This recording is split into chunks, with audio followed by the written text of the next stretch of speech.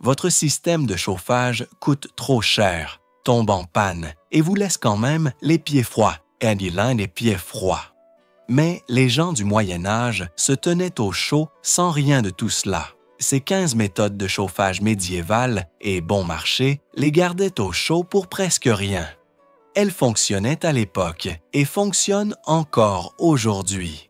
Sans danger, sans tracas, juste des moyens simples de rester au chaud. Premier, la paille comme isolant.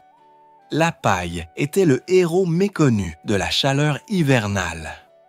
Avant l'isolation sophistiquée en fibre de verre ou la mousse projetée, les gens se tournaient vers ce qu'ils avaient en abondance, les résidus de plantes. Les constructeurs médiévaux remplissaient de paille les espaces entre les charpentes en bois des murs, sous les planches du sol et à l'intérieur des toits. L'air emprisonné dans chaque tige de paille fonctionnait comme de petites poches d'isolation. Fondamentalement, plus il y a de poches d'air, plus l'espace est chaud. On pourrait dire que les maisons médiévales étaient mauvaises pour conserver la chaleur. La méthode était étonnamment efficace. Des tests effectués sur des maisons reconstruites de style médiéval ont montré que les murs remplis de paille pouvaient réduire la perte de chaleur de 30% par rapport aux murs en bois simple. Cette différence signifiait la survie pendant les hivers rigoureux. La paille n'était pas seulement utilisée dans les murs, elle était aussi utilisée dans les vêtements des gens. Les plus pauvres fourraient la paille à l'intérieur de leurs vêtements pour plus de chaleur. Conseil de mode médiéval. Il n'y a pas de meilleure façon de dire « prêt pour l'hiver » que de ressembler à un épouvantail tout en se sentant bien au chaud. Certains propriétaires intelligents plaçaient de la paille entre deux couches de tissu pour fabriquer des matelas et des coussins qui isolaient par le bas. Cette méthode empêchait le froid du sol de s'infiltrer à travers les bancs et les lits. Remplacer la paille humide ou pourrie devenait une tâche automnale habituelle. Avant l'automne, le nettoyage ne signifiait pas épices à la citrouille et pull, mais plutôt vite, remplissons les murs avant de geler. 2. Se vêtir en couche. Qu'obtient-on quand on combine mode et fonctionnalité? L'approche médiévale pour rester au chaud. Les gens de cette époque ont découvert quelque chose de brillant. Pourquoi chauffer toute la pièce quand on peut se chauffer soi-même? Contrairement au temps moderne, où nous nous attendons à ce que les pièces soient maintenues à des températures parfaites, les gens du Moyen Âge se concentraient sur le chauffage direct de leur corps. Les couches étaient la clé. Ils commençaient par des sous-vêtements en lin qui emprisonnaient la chaleur corporelle près de la peau. Venaient ensuite les tuniques et les chausses en laine, suivis de lourds vêtements d'extérieur en laine, feutrés, épaisses ou en fourrure. Les moutons étaient les superstars du chauffage médiéval. Un seul mouton pouvait fournir assez de laine pour un vêtement qui gardait son porteur au chaud, même par des températures glaciales. Des tests sur des couches de laine médiévale recréées montrent qu'elles peuvent conserver la chaleur même lorsqu'elles sont mouillées, une caractéristique cruciale dans les régions pluvieuses et froides. Les doublures en fourrure n'étaient pas réservées aux riches. Les gens du commun utilisaient de la peau de mouton, de lapin ou toute autre peau que les animaux locaux leur fournissaient. L'idée originale d'être écologique n'était pas de recycler, c'était de porter votre dîner après l'avoir mangé. Les gants étaient souvent reliés par des cordes qui passaient par les manches pour éviter de les perdre. La version médiévale des clips à moufle que votre mère vous faisait porter en première année. Perdre un gant n'était pas seulement un inconvénient. Cela pouvait signifier avoir les doigts gelés dans un monde sans salle d'urgence. Le plus remarquable est que ces systèmes vestimentaires fonctionnaient sans électricité ni combustible. Alors que nous paniquons quand le courant est coupé, les gens du Moyen Âge attrapaient simplement une autre couche et continuaient leur journée. 5e. Chauffer des pierres. Bien avant que les systèmes de chauffage modernes ne deviennent une réalité, les innovateurs médiévaux ont découvert un moyen étonnamment efficace de rester au chaud: l'art de chauffer stratégiquement des pierres. Oubliez les gadgets de haute technologie. Ces gens ont transformé les roches en leur système personnel de contrôle de la température. Alors que les riches romains avaient des systèmes de chauffage avancés, les gens du Moyen Âge ont développé leur propre astuce de chauffage ingénieuse, à la fois simple et brillante. La technique était simple mais astucieuse. De grosses pierres étaient soigneusement placées près de feux vifs pour qu'elles absorbent la chaleur comme des éponges naturelles. Une fois suffisamment chauffées, ces pierres se transformaient en unités de chauffage portables qui pouvaient être déplacées stratégiquement vers des zones critiques, comme les lits ou les espaces pour s'asseoir. C'était essentiellement l'équivalent médiéval d'un radiateur d'appoint, sans le risque de faire sauter un fusible ou de provoquer un incendie électrique. La gestion de la température était une compétence de survie importante pendant les mois d'hiver. En déplaçant des pierres chaudes sous les lits ou près des zones de siège, les gens créaient des zones de chaleur localisées qui pouvaient retenir la chaleur pendant des heures. Les pierres libéraient lentement la chaleur stockée, fournissant une température constante qui pouvait faire la différence entre une nuit confortable et une hypothermie potentielle. Certains types de pierres se sont avérés plus efficaces que d'autres. Les roches denses qui retenaient la chaleur, comme le granit ou le calcaire dense, étaient des biens précieux. Imaginez être la rockstar médiévale qui possédait les meilleures pierres de chauffage du village. Certains foyers sélectionnaient et entretenaient soigneusement des pierres spéciales spécifiquement à des fins de chauffage, les traitant presque comme de précieux appareils technologiques. L'efficacité de cette méthode allait au-delà du simple confort. Elle représentait une compréhension profonde de la thermodynamique, bien avant que les principes scientifiques ne soient mais ne soient formellement établis. 6. Le foyer central. Le cœur de la vie domestique médiévale battait à l'intérieur de ces foyers. Ce n'étaient pas simplement des éléments décoratifs, c'étaient des nécessités de survie qui transformaient les maisons glaciales en espaces de vie. Les foyers ouverts ont commencé comme de simples feux au centre des maisons d'une seule pièce, la fumée s'échappant par des trous dans le toit. Les conceptions ultérieures ont déplacé les foyers vers les murs avec de véritables cheminées qui ont révolutionné le chauffage intérieur. Ces systèmes de cheminées avancées tiraient la fumée vers le haut et permettaient à la précieuse chaleur de rayonner dans toute la pièce. Les maisons riches pouvaient compter plusieurs cheminées stratégiquement placées pour créer des zones de chaleur dans tout le bâtiment. La climatisation médiévale ne reposait pas sur des conduits. Il s'agissait d'avoir des cheminées aux bons endroits. La sécurité à la maison était également différente à l'époque. Il n'y avait pas d'alarme de monoxyde de carbone ni de détecteur de fumée sur les murs médiévaux. Si vos yeux brûlaient et que vous ne pouviez pas arrêter de tousser, félicitations! Vous veniez de découvrir que votre cheminée avait besoin d'être nettoyée. 7. Les sièges chauffants. Les gens du Moyen Âge ne se contentaient pas de chaises froides et inconfortables. Ils ont transformé les meubles en dispositifs de chauffage personnel qui feraient passer les designers ergonomiques modernes pour des amateurs. L'art des sièges chauffants était une solution brillante au froid brutal de l'hiver, transformant des meubles ordinaires en sanctuaires de confort chaleureux. Les bancs et les chaises en pierre n'étaient pas simplement des éléments architecturaux, c'étaient des machines à piéger la chaleur soigneusement conçue. Les artisans creusaient des zones de siège avec des espaces internes ingénieux, parfaits pour placer des pierres chaudes ou des braises ardentes. Imaginez-vous asseoir et sentir la chaleur monter de votre chaise, comme une douce étreinte chaleureuse. ce n'était pas seulement des sièges, c'était de la technologie thermique déguisée en mobilier. Troisième, le chauffe-lit, la bassinoire.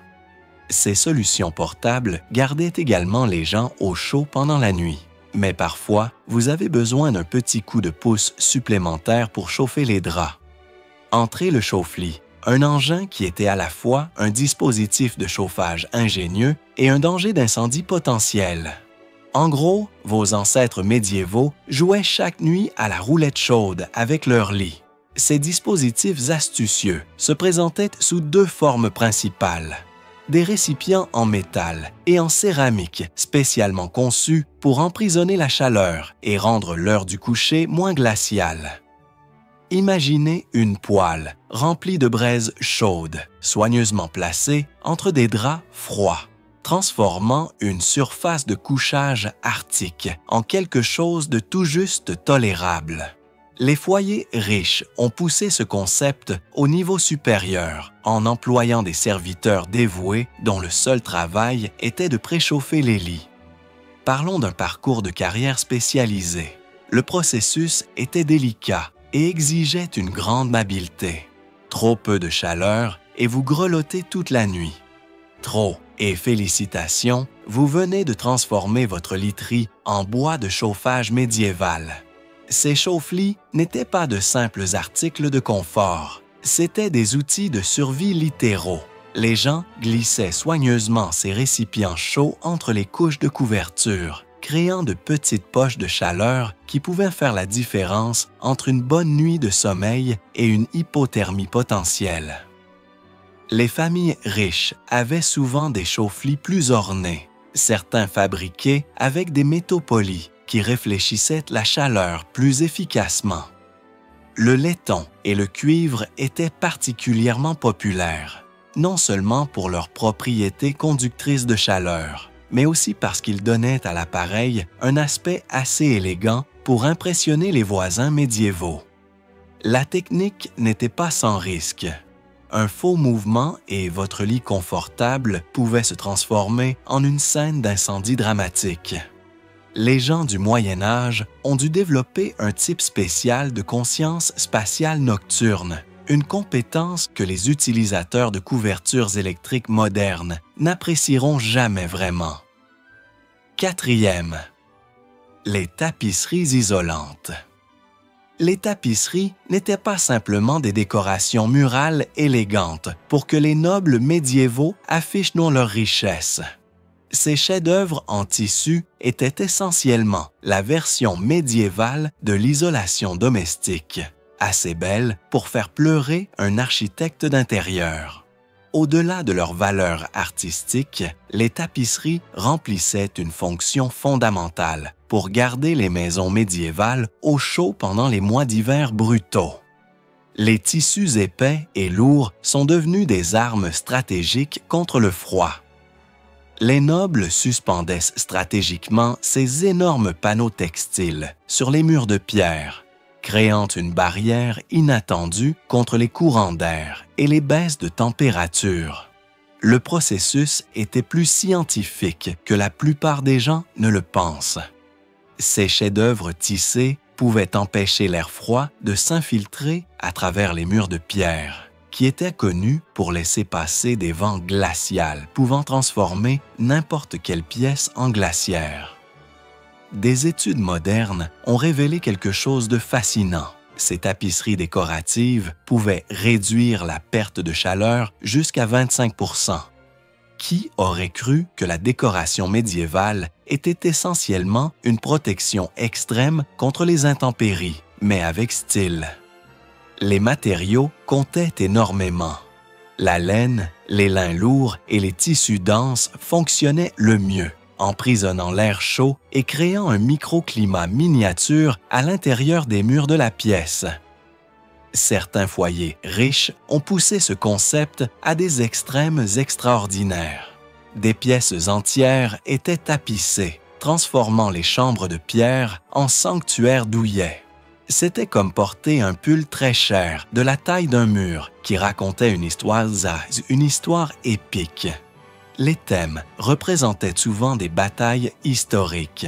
des scènes mythologiques ou des paysages de chasse complexes, ce qui signifiait que vous pouviez rester au chaud tout en profitant d'un récit visuel. En plus de la chaleur, les tapisseries offraient des avantages supplémentaires.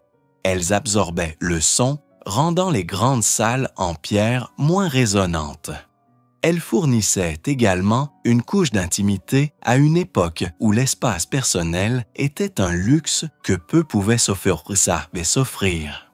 Le design était remarquablement sophistiqué. Stratégiquement placés près des cheminées, ces sièges absorbaient et retenaient la chaleur pendant des heures. Certains foyers riches ont développé des arrangements de sièges incroyablement complexes. Les chaises en bois avaient des compartiments cachés doublés de métal qui permettaient à la chaleur de circuler et de réchauffer la personne assise par le bas. C'était comme avoir un siège de voiture chauffant intégré, mais des siècles avant l'existence des voitures. Différents matériaux jouaient des rôles cruciaux dans la rétention de la chaleur. La pierre absorbait la chaleur lentement, mais la libérait de manière constante, ce qui en faisait un matériau parfait pour une chaleur durable.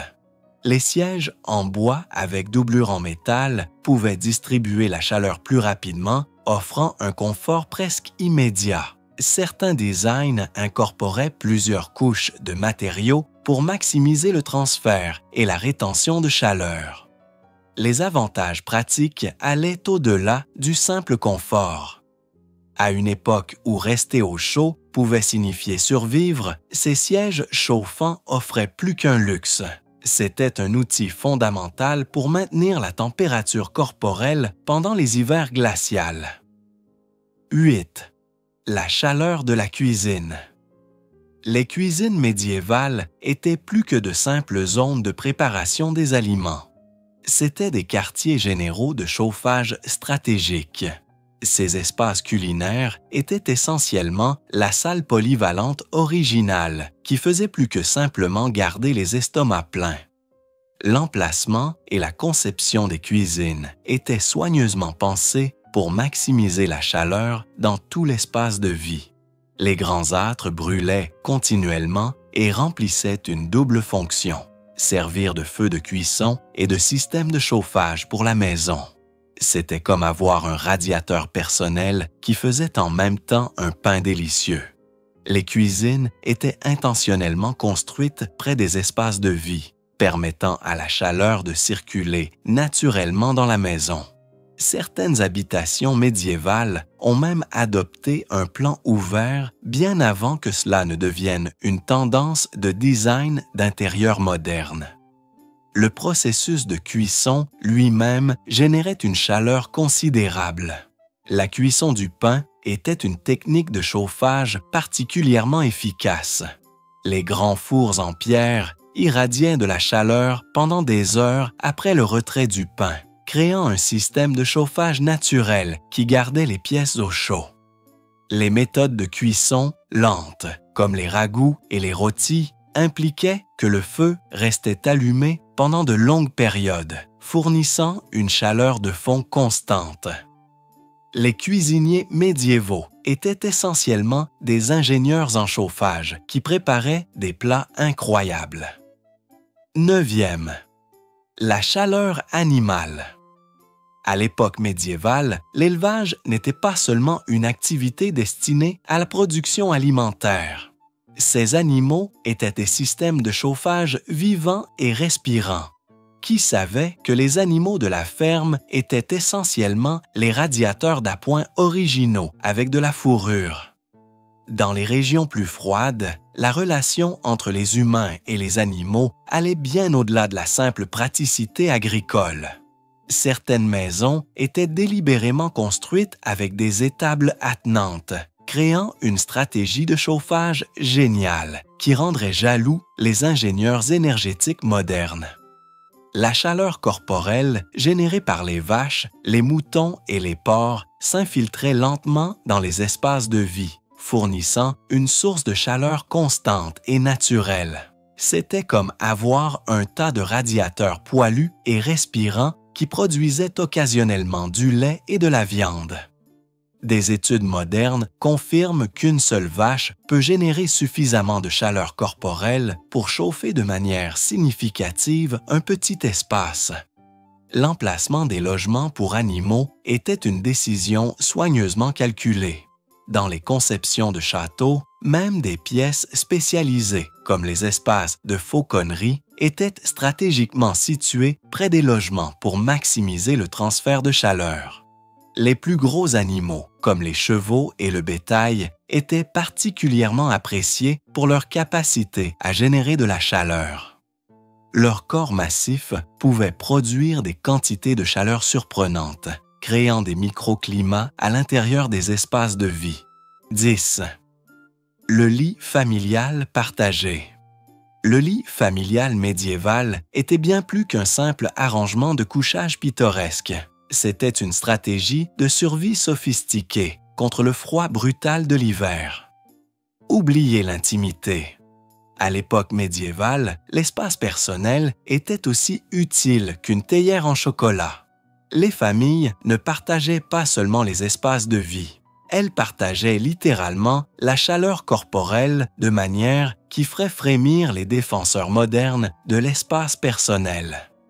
Les enfants, les parents et parfois même les invités s'entassaient dans une seule zone de couchage, créant ainsi un écosystème de chaleur humaine.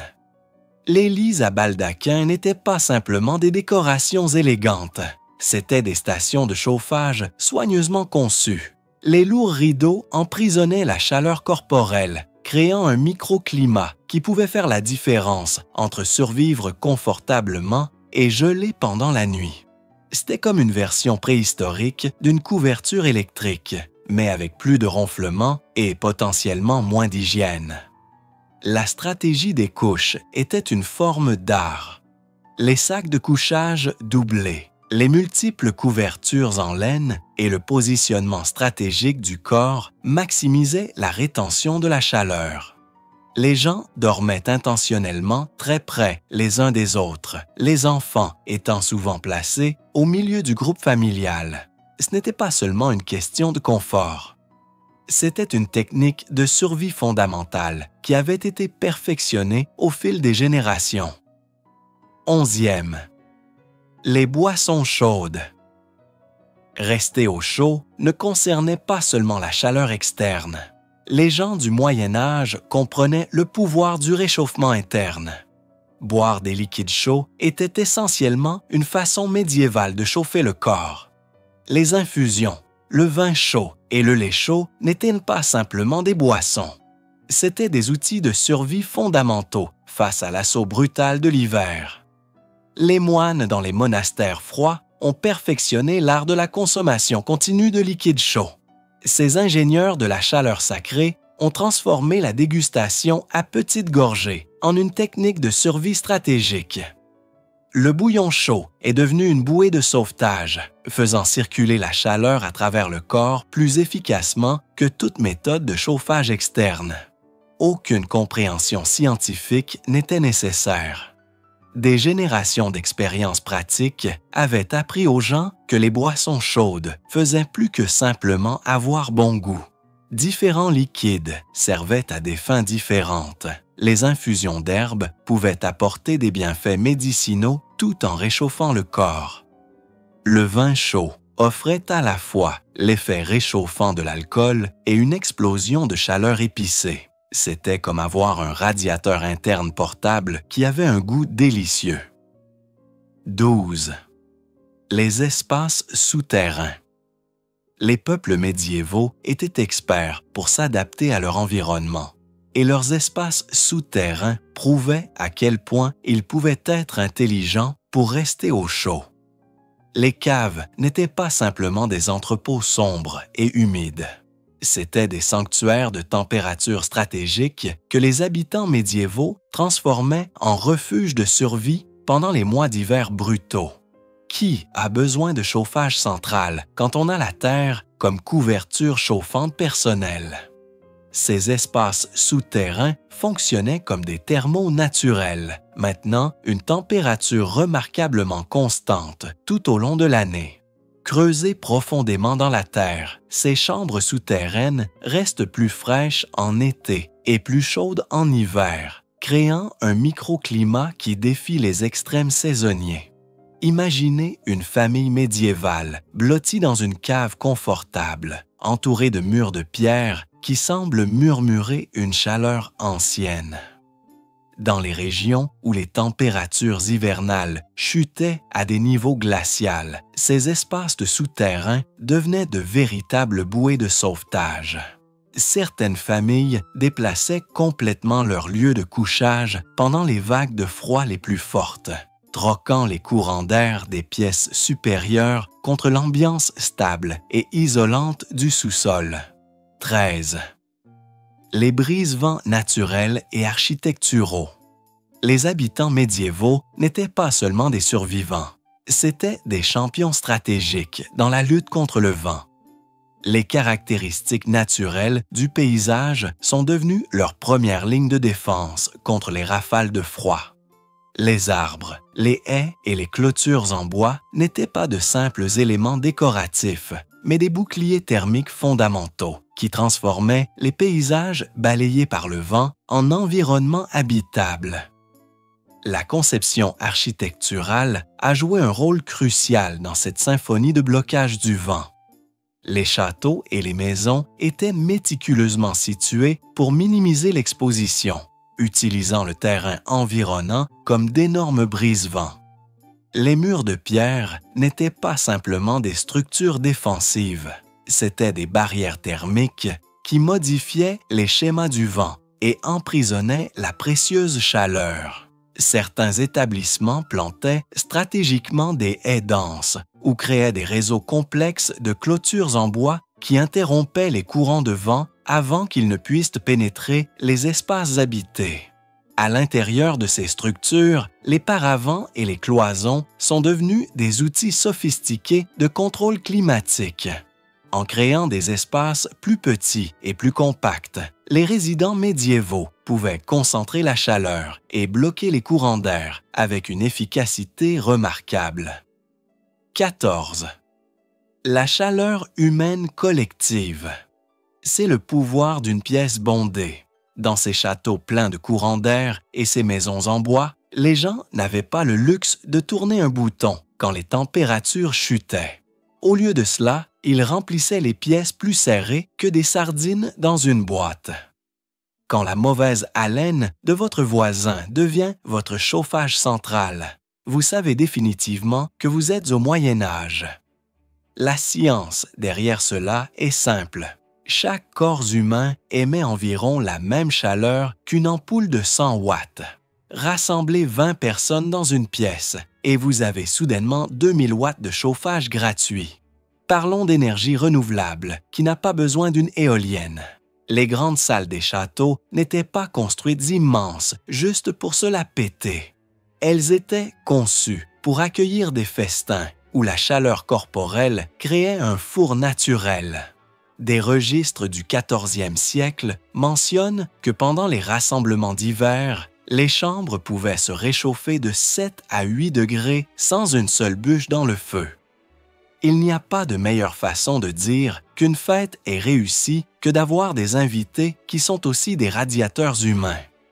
De nombreuses maisons n'avaient qu'une seule pièce où toute la famille cuisinait, mangeait, travaillait et dormait. Ces espaces étaient peut-être étroits, mais personne ne se plaignait d'avoir les pieds froids, sauf peut-être à cause des ronflements de l'oncle Edmond. 15. Les chenets et les plaques de foyer. L'innovation en matière de chauffage médiéval a atteint son apogée avec les chenets, ingénieux mais brillamment simples, et la technologie des réflecteurs de chaleur, plaques de foyer. Il ne s'agissait pas de simples gadgets métalliques fabriqués au hasard. C'était l'équivalent thermique d'un super-héros de la distribution de chaleur. Une ingénierie médiévale qui transformait les cheminées de paresseuses gaspilleuses de chaleur en machines efficaces. Les plaques de foyer et les chenets en métal ont transformé la dynamique du foyer en faisant quelque chose d'extraordinairement intelligent. Stratégiquement placées derrière les feux, ces merveilles métalliques réfléchissaient la chaleur vers l'extérieur, au lieu de la laisser s'échapper inutilement par les cheminées. Les foyers riches ont poussé ce concept à des extrêmes luxueux, créant des réflecteurs en laiton poli ou en argent brillant, qui non seulement redirigeaient la chaleur, mais ajoutaient également une touche d'éclat aristocratique à leurs espaces de vie. La fonte est devenue le héros de la classe ouvrière de la réflexion du feu, offrant une solution abordable et pourtant efficace pour les foyers moyens. Ces gardiens de métal pouvaient potentiellement doubler l'efficacité de chauffage du feu, transformant une flamme modeste en un système de chauffage robuste. Les gens du Moyen Âge savaient comment faire travailler un feu plus dur qu'un stagiaire en période de budget. La précision de leur gestion de la chaleur démontrait une compréhension intuitive de la thermodynamique qui ferait que les ingénieurs modernes tireraient leur chapeau en signe de respect.